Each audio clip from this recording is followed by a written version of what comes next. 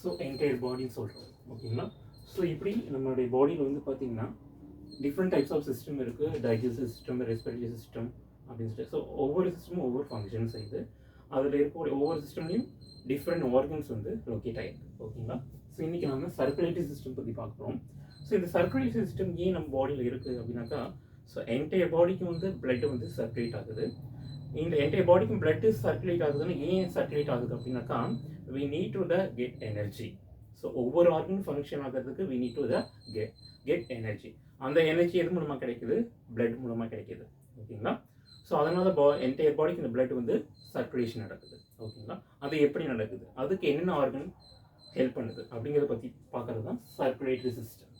ஓகேங்களா? ஸோ இந்த சர்க்குலேட்டரி சிஸ்டத்தில் இன்வால்வ் ஆகக்கூடிய ஆர்கன்ஸ் ஸ்பெஷலைசேஷன் என்னென்ன ஆர்கன்ஸ் வந்து அதில் இன்வால்வ் ஆகுது? Blood vessels, heart and blood. ஓகேங்களா? ஸோ பிளட்டை பற்றி நீங்கள் லோயர் கிளாஸஸில் படிச்சுப்பீங்க. அதை பற்றி ஃபர்தராக வேறு வீடியோஸில் பார்ப்போம்.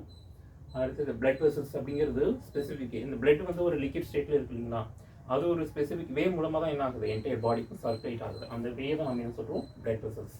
ஸோ இதை பற்றி நீங்கள் லோயர் கிளாஸஸில் படிச்சுப்பீங்க. Then next heart. ஓகேங்களா? ஸோ ஹார்ட்டை பற்றி லோயர் கிளாஸஸில் படிச்சுட்டீங்க.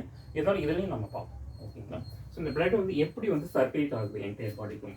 ஃபர்ஸ்ட்டு வந்து ஹார்ட்டினுடைய superior and inferior vein cava. So இந்த ஹார்ட்டினுடைய superior and inferior vein cava மூலமாக என்ன ஆகுது? என்டையர் பாடியில் இருக்கக்கூடிய deoxidated blood. So deoxidate blood means என்ன? What means deoxidate blood? Carbon dioxide filled blood it enter to the superior and inferior vein cava. ஓகேங்களா? ஹார்ட்டினுடைய superior and inferior vein cava மூலமாக enter ஆகுது. So அடுத்தது ஹார்ட்டினுடைய எந்த பார்ட்டுக்கு போகுதுன்னா right atrium பார்ட்டுக்கு போகுது.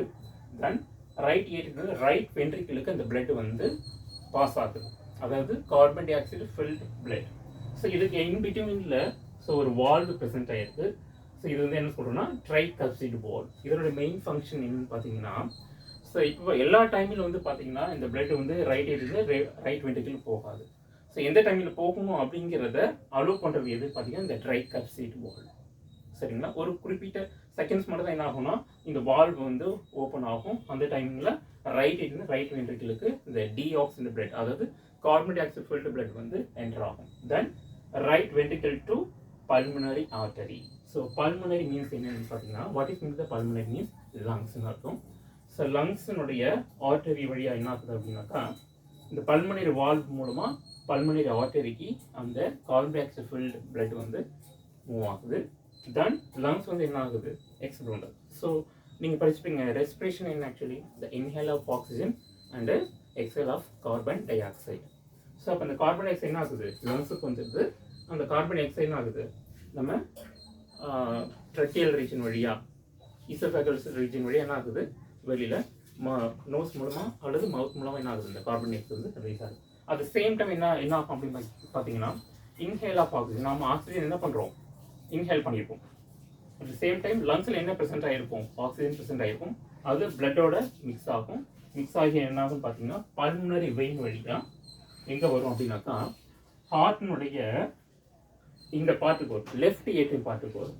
சரிங்களா? அதுதான் oxygenated blood carry. Pulmonary vein வழியாக ஆக்சிடேட்டட் பிளட் வந்து என்ன ஆகும்? லெஃப்ட் ஏட்ரியத்துக்கு வரும். இந்த லெஃப்ட் ஏட்ரியத்துக்கு அடுத்தது எங்கே போகும் அப்படின்னாக்கா லெஃப்ட் வென்ட்ரிக்கல். இதுக்கு இடையில ஒரு வால்வ் இருக்குது, that is called as bicuspid valve. அதே சேம் ஃபங்க்ஷன் தான், ட்ரைகப்சிட் வால்வு, இங்கே பைகப்சிட் வால்வு. ஆனால் பைகப்சிட் வால்வுக்கு அதர் நேம் என்னன்னு பார்த்தீங்கன்னா மிட்ரல் வால்வ். ஓகேங்களா?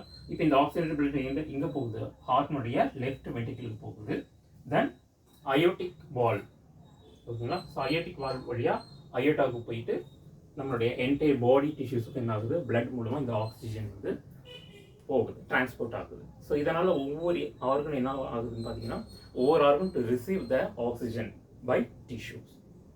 ஓகேங்களா? பை லைக் வியா பிளட் மூலமாக டிஷ்யூஸ்க்கு என்ன ஆகுது? இந்த ஆக்சிஜனேட்டட் பிளட் வந்து என்டையர் ஆர்கனுக்கும் கிடைக்கிது. ஓகேங்களா?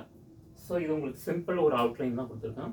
ஸோ மேலும் உங்களுக்கு இதனை பற்றின இன்ஃபர்மேஷன் ஃபுல் டீட்டெயில்ஸ் வேணும் அப்படின்னாக்கா என்னுடைய சேனலை சப்ஸ்கிரைப் பண்ணுங்கள். என்னுடைய கீழே தெரிய நம்பருக்கு கால் பண்ணுங்கள்.